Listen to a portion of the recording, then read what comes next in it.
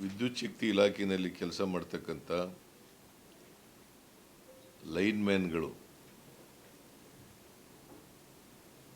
Power ಮ್ಯಾನ್ಗಳಿದ್ದಂತೆ ಅವರು ಇಡೀ ರಾಜ್ಯಕ್ಕೆ ಬೆಳಕನ್ನು ಕೊಡ್ತಕ್ಕಂಥವ್ರು. ಅವರ ಸುರಕ್ಷತೆ ಬಹಳ ಮುಖ್ಯ.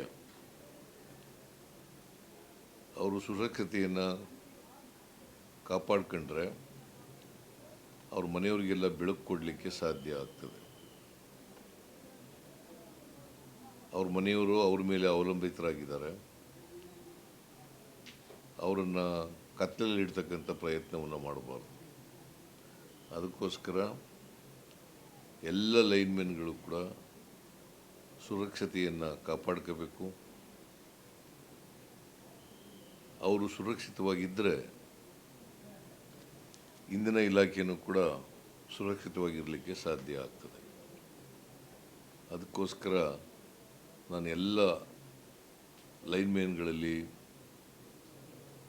ಮನವಿ ಮಾಡ್ತೇನೆ, ನೀವು ಸುರಕ್ಷಿತವಾಗಿರಿ, ರಾಜ್ಯನ ಸುರಕ್ಷಿತವಾಗಿಡಿ, ನಿಮ್ಮ ಮನೆಯವರನ್ನು ಸುರಕ್ಷಿತವಾಗಿಡಿ.